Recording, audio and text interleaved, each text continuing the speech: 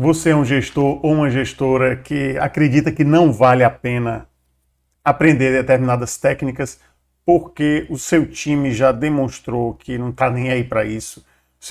O seu time aparentemente não está nem aí para você e você se estressa com isso e acredita que não vale a pena investir o seu tempo, a sua energia nisso? Bora junto conversar um pouco sobre isso. Seja bem-vinda, seja bem-vindo a mais uma live onde eu ensino gestores a obterem engajamento e produtividade dos seus times. Aqui Rômulo Frota falando e hoje eu vou trazer essa questão que foi, na verdade, fruto de um desabafo que um amigo gestor me trouxe. No momento, na ocasião, eu passei alguns direcionamentos para ele. O tempo foi curto, a situação também, a circunstância não era interessante de entrar em um contexto mais alongado, mas trago desde o início do contexto que a gente começou a falar e a continuação desse papo que você vai ver aqui hoje. Vamos chegando. A minha ideia hoje é não apenas responder essa pergunta, mas te trazer aqui para ti um panorama onde vou trazer algumas possíveis causas disso, algumas possíveis razões de você ter essa resistência.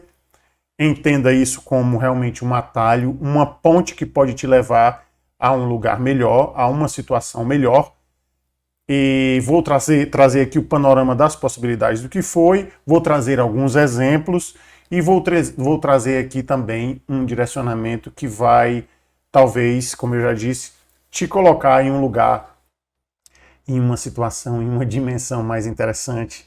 Não se preocupa que essa dimensão não é longe, é bem pertinho, tá aí coladinha com você e vai dar certo a gente chegar junto, mas eu preciso que você se ligue, fique até o final e eu te peço para aproveitar logo e compartilhar essa live com outras pessoas que você acredita que possam estar passando por essa situação e, na verdade, ao longo do papo de hoje, a gente vai ver alguns conceitos com mais profundidade, alguns conceitos que podem ser utilizados em muitas outras áreas, porque realmente um dos obstáculos que eu vejo aqui para esses gestores é o mesmo obstáculo que impede muitas pessoas de fazerem todas as outras coisas na vida, coisas que envolvem uma determinada energia e uma determinada coragem. Então, aproveita, porque nesse roteiro, realmente essa live serve para todo mundo. Então, compartilha especialmente com os gestores, em primeiro lugar, prioritariamente, mas se você não tem amigo gestor, você está um pouco receoso de mandar para o seu gestor, para outros gestores, não tem tanta amizade com alguns gestores, então aproveita e manda para outras pessoas que possam estar aí em uma jornada que pode estar cansativa, ou que está, sei lá, tem gente que... Os exemplos mais básicos de início do ano são aqueles da dieta, alguém está com sobrepeso e está querendo iniciar uma dieta, mas ainda não conseguiu abandonar aquele hamburgão no meio da semana, ou então aquele milkshake delicioso também no meio da semana, ou então aquelas outras comidas deliciosas, bem gordurosas que existem por aí, ou então aquela galera que também com sobrepeso, ou então sem sobrepeso, mas está sedentária e pretende iniciar uma atividade física, um roteiro mais saudável de vida e coloca isso para o ano seguinte, o início do ano. Então aproveita, manda, compartilha que vai trazer subsídios para essa galera também. Então vamos lá, como eu te falei, isso foi um desabafo, mas é um desabafo bem original, bem legítimo, bem autêntico, porque eu conheço realmente muitos gestores que têm essa resistência porque acreditam que não vai valer a pena. Acreditam que não vale a pena por alguns motivos e dentre eles, esses gestores acreditam que o time não vale, como é que eu posso colocar? Não é que o time não vale a pena, mas acreditam que o time, de certa forma, não merece que ele ou ela faça esse investimento de tempo e energia para aprender determinadas técnicas. Alguns gestores acreditem nisso, se você estiver nessa situação, você sabe o que eu estou falando. Alguns gestores acreditam que o time não merece que ele ou ela faça esse investimento de tempo e energia. E isso é uma situação que é uma daquelas reflexões que é um tema intuitivo, mas que, como eu já te falei em outros momentos, às vezes o que é intuitivo leva a gente para um caminho equivocado. E às vezes a gente precisa, para sair desse caminho equivocado, de recursos, de ferramentas que na verdade são contra-intuitivas. Contra-intuitivas, ou seja, parece não fazer muito sentido. E olha só, tem gente que diz assim, um dos argumentos para que os gestores não façam isso, além dessa história de achar que o time não merece, tem gestor que diz, não, eu não vou tentar me espelhar em fulano de tal, porque fulano de tal é daquele jeito, é um bom gestor porque é calmo, e eu não sou calmo, ou eu não sou calma, eu sou pavio curto, então não dá para mim, ele ou ela é daquele jeito calmo e consegue o engajamento do time por causa dessa característica. Eu não vou conseguir porque eu tenho essa característica e não vou me esforçar para mudar essa minha característica, e essa característica é minha e eu não vou conseguir mudar e não quero mudar. E vamos aqui começar a costurar, fazer um reparo em algumas reflexões. Eu vou trazer outras reflexões, mas vamos começar logo por essa, porque é uma reflexão que faz sentido, mas ela está equivocada. Algumas coisas que fazem sentido são equivocadas e outras que não fazem sentido não são equivocadas. Como eu já falei, o lance da intuição e contra-intuição. Intuitivo e contra-intuitivo. Então vamos lá. Olha só. Já imaginou acreditar nisso, em que só obtém sucesso com um time, um gestor que é calmo? Olha, existem uma quantidade enorme de gestores que são calmos e a liderança deles é um fracasso. Que são calmos e o engajamento é desastroso. São calmos e a produtividade é desastrosa. Não é essa característica que vai definir se você vai conseguir engajamento e a produtividade do seu time. Não é você ser agitado ou você ser calmo. Não tem nenhuma relação com isso. Inclusive porque você pode ser uma pessoa super calma, que não sabe dizer não, e porque você não sabe dizer não, o seu time não se desenvolve. Seu time não se desenvolve, as delegações voltam para você, acontecem conflitos no time e você não sabe solucionar porque você é muito calmo, tem receio de chegar lá e dizer, poxa vida, isso aqui precisa ser retificado, ser modificado, vamos tentar ressignificar isso. É uma calma tão grande que o seu time nem te observa. E em algumas situações, óbvio, o que eu estou querendo aqui dizer é que não é ser calmo ou ser agitado que vai te levar a obter ou não obter engajamento e produtividade dos times. Eu conheço pessoas que são também agitadas e que também não conseguem engajamento. Conseguem fazer com que as pessoas fiquem agoniadas também. Aumente a velocidade, aumente o ritmo, mas aumentar o ritmo não significa que você está produzindo. Não significa que você está produzindo. E aumentar o ritmo do time não significa que ele está engajado. Ele pode estar ali como um peão. Vocês lembram um peão, aquele brinquedinho que a gente soltava com a corda? Pode estar rodando ali, e se ele estiver desalinhado na ponta, ele fica rodando de um lado para outro. Deixa eu te dar um exemplo para ver se você entende melhor. Esse final de semana eu estava na praia, uma lindíssima praia, belíssima, uma energia positivíssima, e a gente estava em um restaurante na praia, encostado na areia, muito comum aqui, restaurantes na beira da praia. Então, nesse restaurante, a gente pediu almoço, pediu alguns caranguejos e tal, começou a comer, e a gente pediu alguns itens e demorava bastante para chegar. E chegou um momento que eu fiquei um pouco incomodado e também no intuito de aliar não só a resolução da nossa necessidade, como também aplicar uma técnica que é bem interessante. Não vou aprofundar nela porque não é o tema de hoje. Eu peguei por exemplo, trocar os talheres, ou então o prato, demorava muito eles virem trocar, eu pegava, levava até lá, e tanto para acelerar o processo, como para fazer essa técnica que eu te falei, como também para eu monitorar o que é que estava acontecendo lá. Como eu estudo isso, como eu estudo gestão, produtividade, engajamento, comportamento, eu fui lá para monitorar. Quando eu cheguei lá, eu acreditava, antes de chegar lá no balcão, próximo da cozinha, Eu acreditava que é porque tinham poucos funcionários. Pouquíssimos funcionários, porque iam só uns 2 lá atender a gente. Então, um de cada vez, óbvio. Então eu acreditava que fosse a quantidade limitada de funcionários, mas não era. Tinham muitos funcionários lá dentro.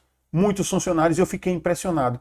Cada um ia para um lado como se fosse às vezes, quando você olha várias formigas, elas, tudo bem que elas trocam ali sinais entre si, mas elas não estão desalinhadas, elas sabem o que estão fazendo, mas para a gente, que não, se a gente não souber disso, de que as formigas estão ali coordenadas, a gente olha e dá a impressão de que as formigas está cada uma indo para um lado desordenado. E parecia isso. Eram muitas pessoas, elas estavam em um ritmo acelerado, elas não estavam lentas, elas não estavam paradas com preguiça, não, elas estavam ativas, mas elas chegavam, elas iam pegar uma coisa, no meio do caminho elas paravam, tipo assim, pensavam, não é isso aqui não, e voltava, ia para um outro lugar, chegava lá, não concluía a situação, voltava e ficava claro ali que não tinha informação e não tinha processo, não tinha processo. Tinham muitas pessoas, tinha vontade de fazer, mas não tinha processo e ficava uma coisa extremamente desorganizada. Eles mesmos não se entendiam e quanto mais pessoas chegavam no restaurante, pior a situação ficava. E é um restaurante que eu pretendo nunca mais voltar na minha vida. Mas enfim, eu trouxe isso para te mostrar que não é porque as pessoas estão em um ritmo acelerado que elas estão produzindo. Tem gente, inclusive, que trabalha muito e produz super pouco.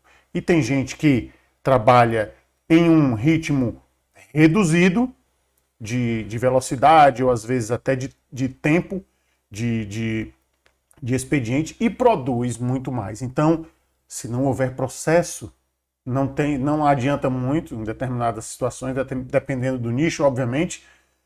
Não adianta essa energia se essa energia não for direcionada, porque senão você vai ficar se dirigindo para a parede ou então vai se dirigir um contra o outro, vai ter testas, vai haver testas batendo com testas aí nessa situação. Então, veja que não é uma situação de ser calmo ou de ser agitado.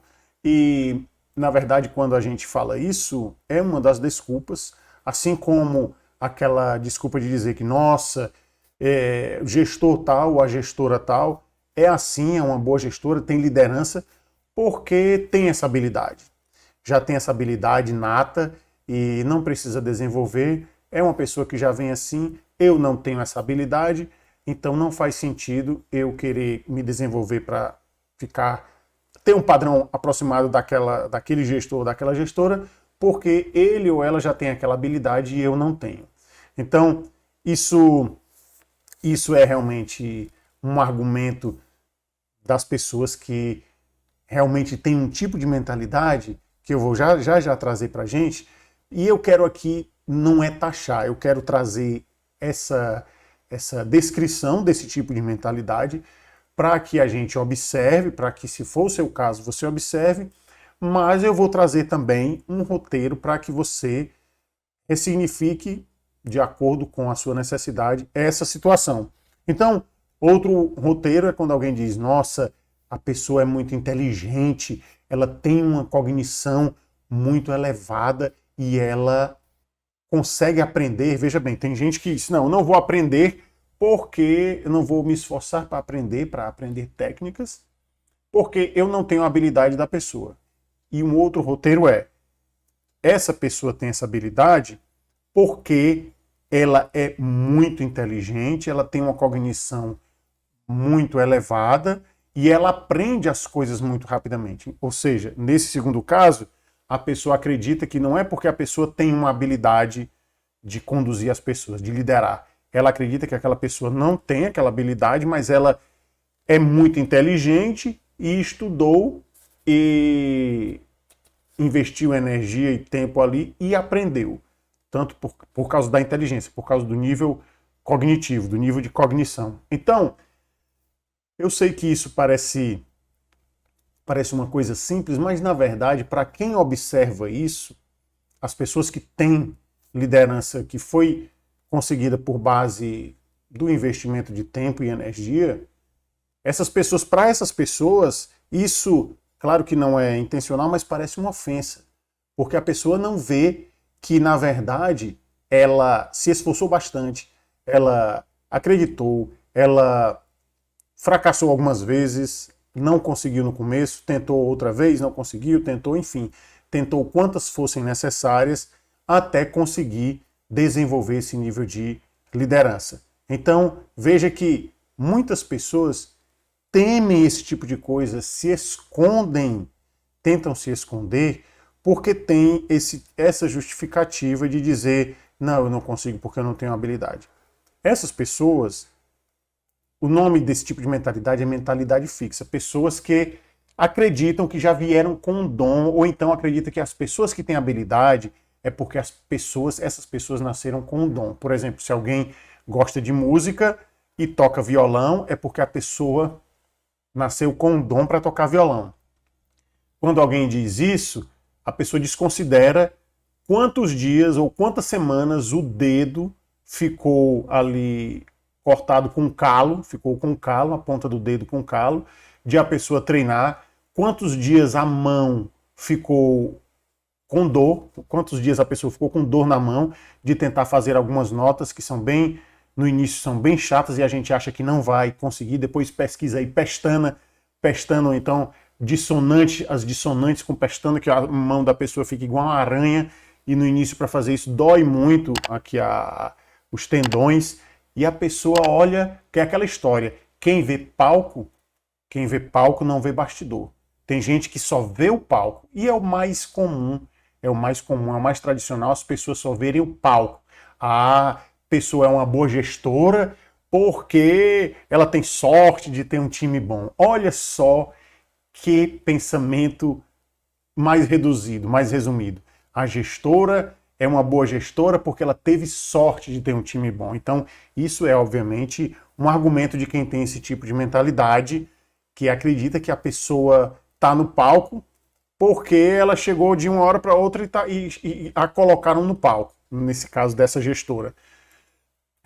As pessoas não tentam observar, não investem um esforço para observar que atrás daquele palco, nos bastidores do palco, no backstage, como a gente chama, tem ali toda uma estrutura, tem camarim, ela passou várias horas ali se maquiando, tem um preparador físico, e ao longo daquele trajeto, antes de chegar até ali, quantas noites em claro, quantos nãos aquela pessoa recebeu, quantos nãos aquela gestora recebeu, quantos estresses ela teve antes, ou então, tudo bem que pode ser uma gestora que chegou em um time, ou um gestor que chegou em um time, em que o time já estava realmente um time top,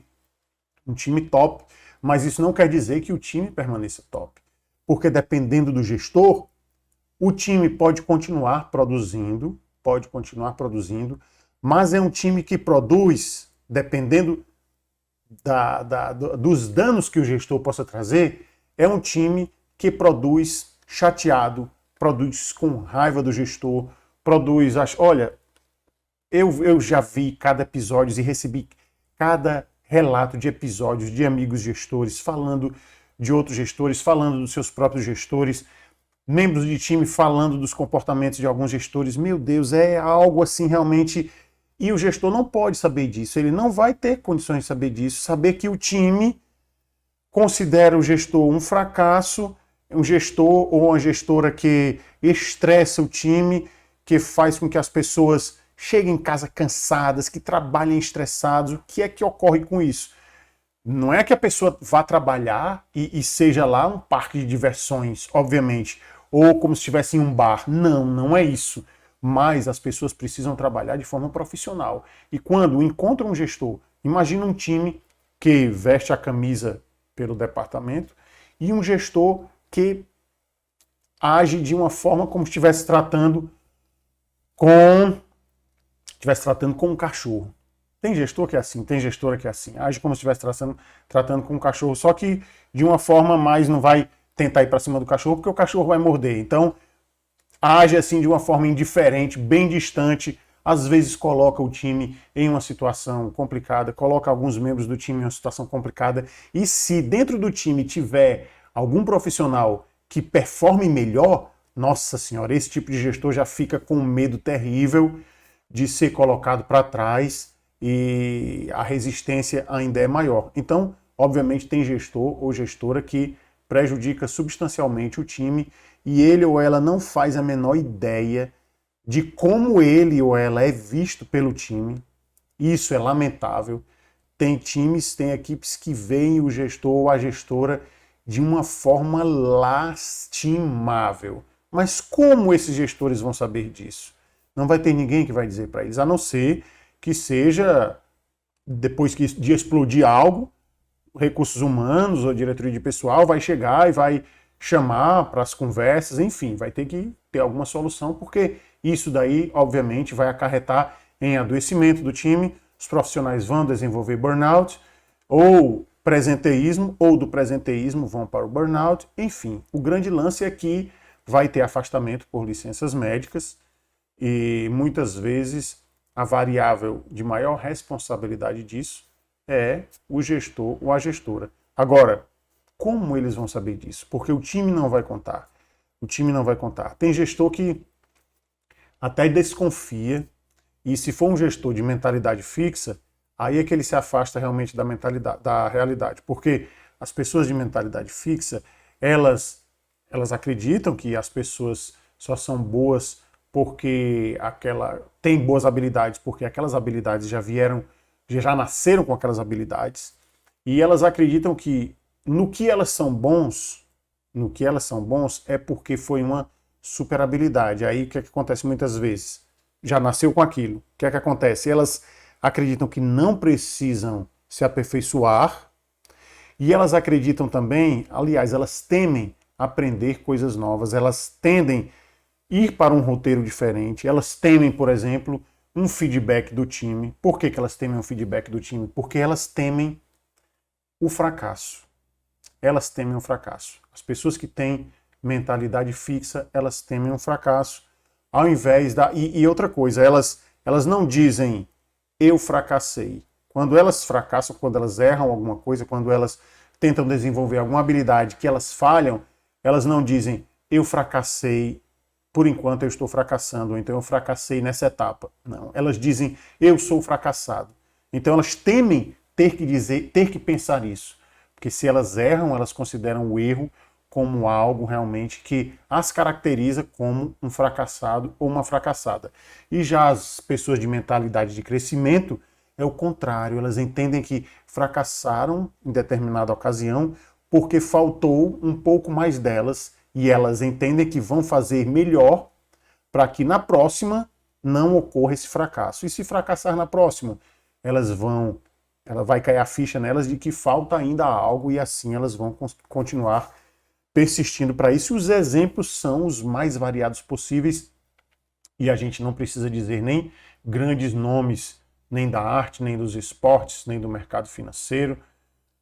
Se você for avaliar, for procurar na sua família, com certeza você vai ter, entre primos, ou tios, ou irmãos, você vai ter gente aí, ou avós, você vai ter gente na sua família que, se você analisar direitinho, vai ter tanto a característica da mentalidade fixa como a da mentalidade de crescimento, que não se acostumaram, não se renderam a determinados erros, a determinados fracassos. Então, infelizmente, não vamos dizer infelizmente, mas essas pessoas têm esse padrão, mas ao invés de infelizmente, vamos colocar aqui, felizmente, tem um roteiro para a gente ressignificar, para a gente modificar, para a gente transformar esse tipo de mentalidade. Inclusive porque, na real, a gente tem, de certo modo, um pouco da mentalidade fixa em determinadas circunstâncias e um pouco da mentalidade de crescimento em outra, e o lance é a gente observar isso e tentar ressignificar. Mas como é que a gente ressignifica? Só dizer, não, a partir de agora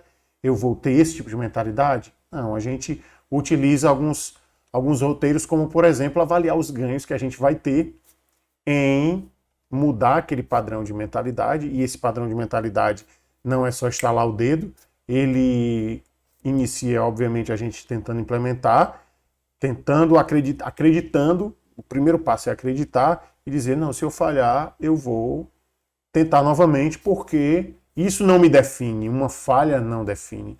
Imagina um grande físico que teve uma nota negativa em determinado momento da vida e por causa daquilo acreditar que aquela nota o definiu? Imagina se Einstein tivesse desistido por causa do insucesso dele em algumas disciplinas. Já imaginou a gente ter perdido tantos conhecimentos que o Einstein trouxe para a gente? Pois é, então, olha só que coisa interessante esse exemplo que eu vou te dizer. Tem uma professora, querida professora, muito competente, que ela tinha muito medo, tinha muito receio de conversar com a orientadora dela de mestrado. Tinha muito receio, era mestrado, era doutorado. Tinha muito receio disso. E quando chegava lá, tremia as pernas. Mas na época da pandemia, que houve o isolamento social e ela precisava dar continuidade às reuniões com a orientadora dela, que precisava ser por videoconferência, a câmera fez com que ela, porque estava distante, não estava presencial, fez com que ela perdesse essa timidez, fosse diminuindo pelo menos a timidez, e ela foi, com o tempo, foi ficando mais extrovertida para as câmeras, até que ficou mais à vontade para conversar pessoalmente, para ser orientada pessoalmente pela orientadora dela. E o que é que eu quero dizer com isso? É que um dos roteiros para que a gente modifique a mentalidade fixa é exatamente a necessidade. A necessidade. Porque, olha, quando a gente diz, não, mas você pode transformar esse tipo de mentalidade que você tem para uma mentalidade de crescimento, dá para fazer isso. E outras pessoas dizem, não, mas aí é porque eu não tenho conhecimento para isso. Você tem conhecimento para isso, mas eu não tenho. Mas olha, pode ter também. O conhecimento é disponível para todas as pessoas. E tem outras pessoas que dizem, não, mas eu já tenho uma idade e tal, já tenho uma idade avançada. Já imaginou uma pessoa de 60 anos dizer, não, isso aqui eu não quero mais aprender porque eu já estou com essa idade de 60 anos e para mim o que eu tinha de aprender, já aprendi. Então você pega uma outra pessoa de 70 anos, tem várias por aí, 70, 75 anos, 70 e poucos anos, que dizem, não, isso daqui eu quero aprender, me mostre como é. Eu adoro conhecer coisas novas, eu quero aprender isso. Pode colocar aí que eu quero aprender. Olha que diferença. O que caracterizaria esse tipo de diferença? O quê? Será que é só a parte genética? Porque assim, a gente sabe que a modificação, a influência da genética na nossa vida é interessante. Tem estudos que apontam que 20%, 30% é da genética, 20% é do ambiente, mas 50% aproximadamente é do nosso livre-arbítrio. Livre-arbítrio. Então, imagina se nesses 50%, será que a gente não tem capacidade de dizer, não, olha, eu tenho essa característica, minha mentalidade é essa, de não querer aprender coisas novas, mas, poxa, será que com fundamentos, com argumentos, por exemplo, de que, olha, a vida é essa, e a vida passa, e a vida vai passar. Você acredita realmente que você, com 60 anos, olha, eu conheço várias pessoas de 60 anos que são extremamente jovens. Algumas são jovens realmente fisicamente, outras são jovens mentalmente e outras são jovens fisicamente e mentalmente. Então eu foco mais na parte mental, independente de fisicamente ser jovem ou não. O que importa para mim, Rômulo, é a questão mental, questão de mentalidade. Então conheço várias pessoas de 60 anos e bem mais, conheço pessoas de 70 anos que têm uma jovialidade, têm uma mentalidade de jovem, poxa, maravilhosa, mas jovem no bom sentido. Não é jovem querer forçar para esse garotão, não. É no sentido de não temer aprender coisas novas, não aprender, não temer ser desafiado, não temer se desafiar. Então fica muito nítido quando a gente estuda esse tipo de comportamento, essa teoria dessas mentalidades, dos mindsets, fica muito claro que provavelmente se trata de pessoas com mentalidade de crescimento. Então, tem esse preconceito da idade, mas quando há necessidade, lembra daquela frase icônica, o obstáculo é o caminho? Olha que frase impactante, que frase real realmente. O obstáculo é o caminho. Muitas pessoas as pessoas que têm mindset de crescimento, que têm mentalidade de crescimento, veem um obstáculo realmente como um caminho no seguinte aspecto. Poxa, estou com esse obstáculo, eu tenho que me movimentar. Eu tenho que fazer alguma coisa para eu ultrapassar esse obstáculo. Ou então que esse obstáculo não seja sempre um obstáculo, mas que ele possa se transformar em uma ponte para um outro lugar. Enquanto as pessoas de mentalidade fixa vão dizer, nossa, esse obstáculo é muito difícil, eu vou parar por aqui, vou tentar fazer o que eu posso sem precisar passar por esse obstáculo, porque esse obstáculo eu não aguento. Então, olha só, o grande lance é, verifica o que é que essa tua mentalidade fixa está te atrapalhando de fazer. Observa que se o teu time, se você acredita que o seu time não está nem aí para ti, que não vale a pena um investimento de energia, de tempo em você você acredita que o time não merece isso? Se liga no seguinte que eu vou te dizer, se liga nesse panorama. Olha só, o grande lance é você fazer isso por você e não por eles. Você precisa fazer isso por você. Você que está precisando nesse momento desse aperfeiçoamento, desse investimento de energia e tempo. E não eles. É você que está precisando. Então, busca se conscientizar disso, busca se conscientizar também de que você fazendo esse investimento de energia e tempo em você, as coisas ao seu redor, obviamente, vão modificar. Porque, olha, pode ser, tudo indica, se você estiver nessa situação que eu te falei agora, que você possa ser a variável mais impactante nesse roteiro, ou seja, você pode estar sendo o principal responsável pelo seu time estar agindo dessa forma, pelo seu time não estar nem aí para você nesses termos. Eu sei disso porque eu já passei por isso. Eu não me considerava a variável que atrapalhava o time, até que em determinado momento caiu a ficha e percebi que realmente eu precisava, eu merecia me desenvolver, eu merecia me aperfeiçoar, eu merecia, não só precisava, mas eu merecia, eu trabalhei o meu merecimento me aperfeiçoando, estudando, implementando várias técnicas, porque eu tinha certeza de que tanto eu precisava, como eu merecia, e eu sabia também que o resultado, pelos estudos que já me tinham chegado, eu sabia que o resultado disso seria para o ecossistema também. Ou seja, isso já é bem antigo, essa questão de quando a gente modifica o nosso interior, o reflexo no exterior também acontece. Isso é óbvio, isso é tão antigo, isso vem, meus amigos, minha amiga, meu amigo, isso vem de milênios. É um conhecimento milenar. Quando a gente modifica, quando a gente ressignifica o interior, há um reflexo no exterior, há um reflexo no ecossistema, isso é tranquilo. Agora, imagina, por exemplo, você chegar para alguém, para um gestor e dizer, olha, até a sua comunicação precisa melhorar. Nossa, você dizer isso para alguém que tem um mindset, uma mentalidade fixa, isso é terrível, porque a pessoa diz, como assim? Não entendi o que é que você está querendo dizer. Eu falo ruim? Eu falo mal? Eu gaguejo? Minha voz é feia? Já se foca logo nisso. Quando, na verdade, você chega para a pessoa e diz, olha, tem alguns estudos que apontam que a maior parte do impacto da nossa comunicação não é o que a gente fala, não é o conteúdo. O conteúdo equivale a aproximadamente só 7%. 38% aproximadamente é o tom da voz, é o brilho da voz, é como a voz sai, a fluidez da voz, e 55% aproximadamente é o roteiro do corpo, é a postura. Isso, quando a gente aprende isso, faz tanta diferença, gera tanto resultado na gente. Imagina, por exemplo, alguém que está lhe pedindo alguma coisa, pedindo para você ir em determinado lugar, e você está em determinado nível de concentração, ou está em uma circunstância que você não quer ir. Olha só a diferença de você dizer, calmamente, eu gostaria muito que você fosse no meu lugar.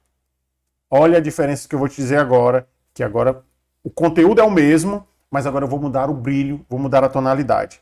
Voltando, primeiro, você concentrado aqui, olhando para baixo, você diz para o teclado, eu gostaria muito de que você fosse no meu lugar.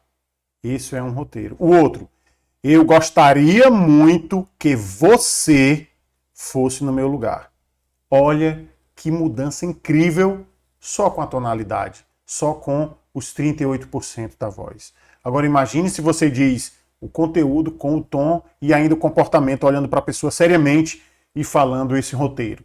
Então, é uma diferença completa no roteiro que a gente faz do conteúdo, no resultado. Você pega o mesmo conteúdo e, com o brilho da voz, com o tom da voz, você gera um resultado completamente diferente. Então, e a postura também. Então, olha só, ainda veio esse bônus aí para você aprender que vale a pena sim você temer não desempenhar, não obter resultado com determinado treinamento. Porque eu sei que muitas pessoas que têm um mindset, a mentalidade fixa, elas temem fazer um aperfeiçoamento, investir em um determinado treinamento, comprar um curso, porque elas temem que invista aquele tempo e não obtenha um resultado. E outra coisa, tem gestor que, olha que interessante, tem gestor que compra um curso de desenvolvimento pessoal ou faz um determinado treinamento e faz o possível para não dizer para os colaboradores, para não dizer para o time que está fazendo aquilo. Eles fazem o possível porque eles querem guardar segredo, porque eles temem que alguém vai dizer, está fazendo um curso porque não tem habilidade para tratar com a gente. Então, isso é típico também de uma mentalidade fixa. Mas, como eu te disse, isso não é determinante, isso não vai te caracterizar para sempre. O cérebro da gente possui uma habilidade chamada neuroplasticidade, que basta a gente acreditar e a gente se posicionar em situações diferentes, se expor a situações diferentes, como, por exemplo, um treinamento é uma situação diferente, novos ambientes é uma situação diferente, novos conhecimentos é uma situação diferente, novas habilidades é uma situação diferente. Quanto mais você se expõe a isso, mais o seu cérebro desenvolve a capacidade de aprender mais. Então, isso vai te levar, também vai te ajudar a transformar essa sua mentalidade fixa, que ela pode ser transformada porque você tem os recursos para isso, você tem cerebralmente os recursos para isso. Agora você precisa ressignificar, você precisa acreditar que você não nasceu fadada ou fadado a ser exclusivamente o que você é nesse momento. Você não nasceu fadado ou fadada a ter apenas esse nível de habilidade que você tem, mesmo que seja excelente, você pode ter mais habilidades. E outra coisa, não vai ter nenhum problema se você, com essa habilidade que você tem, ou técnica, esse nível técnico, cultural, intelectual, não vai ter nenhum problema se em determinado momento você ainda assim fracassar, você ainda assim errar em determinado aspecto, você falhar em determinado aspecto. O grande lance é você, com esse fracasso, entre aspas, você utilizar isso como um aprendizado para não fracassar depois. E olha, isso não é só uma coisinha assim, aquela história de autoajuda, não, muito pelo contrário, isso vai ajudar cerebralmente você mesmo, vai te ajudar fisiologicamente, psicologicamente, emocionalmente, porque vai te trazer adaptabilidade. Adaptabilidade é uma situação, um comportamento que depende também da mentalidade. Então, fica com esse panorama, investe nisso, mantém o roteiro, não tem medo do fracasso. E com relação ao que eu falei, que tem gestor que teme fazer isso, enquanto outros gestores dizem assim, com relação ao curso, tem outros gestores que dizem, nossa, eu vou contar para o meu time que eu estou fazendo esse curso. E eles contam e o time percebe que ele pode perceber que ele ou ela está ali tentando dar o melhor de si, mas mesmo que eles não pensem, tem o seguinte, quando a gente começa a fazer alguma coisa, tem um percentual, tal, algumas etapas que aumentam o percentual. Dentre esses percentuais, quando a gente decide fazer alguma coisa, a gente já tem um determinado percentual para concluir aquilo. Quando a gente escreve o que a gente deseja, já aumenta mais um pouco o percentual. Quando a gente desenvolve uma estratégia para aquilo, o percentual já aumenta.